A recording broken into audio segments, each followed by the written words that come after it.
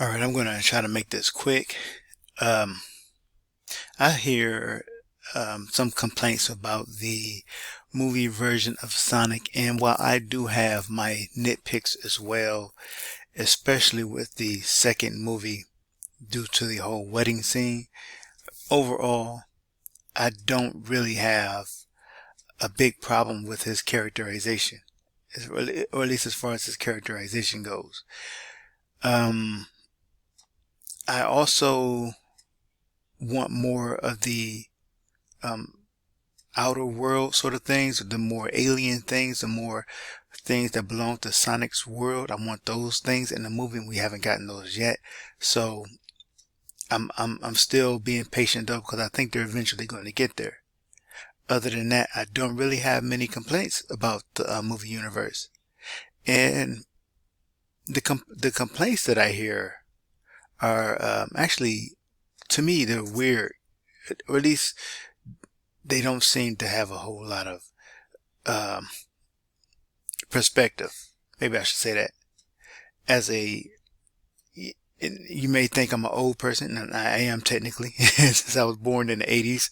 I'm old now, but um, being born in the 80s and being there for the first Sonic game, I don't remember how, maybe I was 10, maybe 10 years old when that game came out, Sonic the Hedgehog.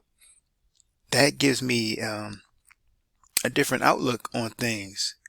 And because a lot of people who know, or the younger people I mean, who know Sonic now, they know the Sonic who has cut scenes and very they hear his voice. They hear him speak, you know.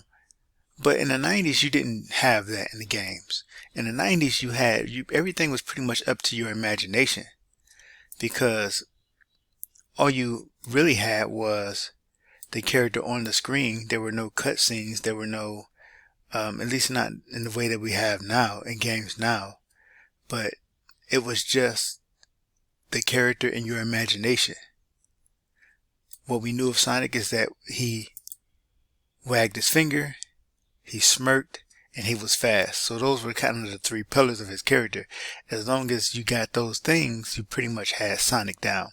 Well, besides him also being blurry and being a hedgehog.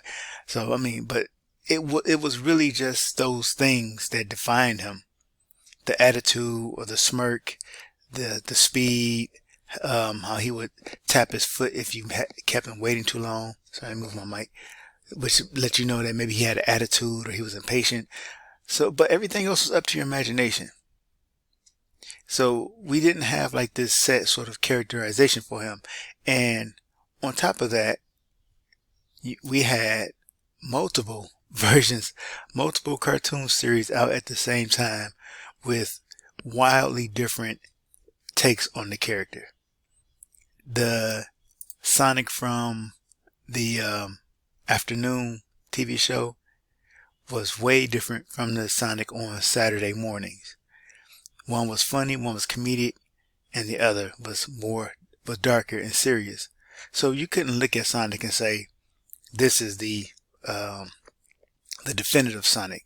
You know, you pretty much watched what you like. And my favorite was the afternoon series, the more comical one, and that happens to be um, kind of, in my opinion, a little bit closer to the movie version of Sonic. He's more comical. He's more snappy. He likes to banter and make jokes, and that reminds me of um, the Adventures of Sonic the Hedgehog version. So I don't think it's I think this is pretty funny looking. He was basically a Looney Tunes character. So like I was saying, with these complaints from people, I'm just pointing out one who think that this is this character is Sonic in name only, or that he is not respecting the original, as this person says, or as they kind of allude to, that this is not respectful to the original. When I think of the original Sonic, I think of Sega Genesis. I don't know what they're thinking about. but this is the Sonic that I'm thinking about. And I don't see how the movie Sonic contradicts or is not respectful to that Sonic at all, because like I said, most of what you had was open to your imagination, your interpretation, because there was no real set like characterization for him. There were certain things that you expected from him. Again, his speed, his attitude, and I guess his appearance. But beyond that, it was kind of just up to your imagination, how you interpreted him. So, I'm sorry, this mic is hitting my sweater. I think that pretty much wraps up what I wanted to say about it. Again, I know that I may come across as an old guy because I'm saying back in my day, that kind of stuff. But I played Sonic in the early 90s, and all the way up to Sonic Adventure. I had the demo on Dreamcast, and I tried the demo, and it was just like Sonic in 3D just felt too weird for me. But all the 2D games, Sonic Spinball, Mean Bean Machine, everything that wasn't on Sega CD. I didn't have Sega CD, and I didn't have 32X, so I couldn't play Knuckles Chaotix, and I couldn't play Sonic CD. But all the other Sonic games, my cousin called me a Sonic freak because I would just be on the game. I would be on Sonic all the time. Before church, after church, before school, after school, as much time as I could, I was on Sonic.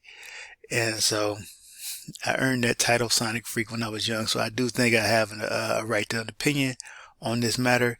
And I just don't see the idea that there is one characterization, or only one valid characterization for Sonic as a reasonable idea. I think it's coming from a place of being very only having exposure to maybe one version of Sonic, maybe the one in the 2000s or the 2010s, and kind of just settling on that one, especially due to the cutscenes, and having a idea that this is what Sonic is supposed to be like.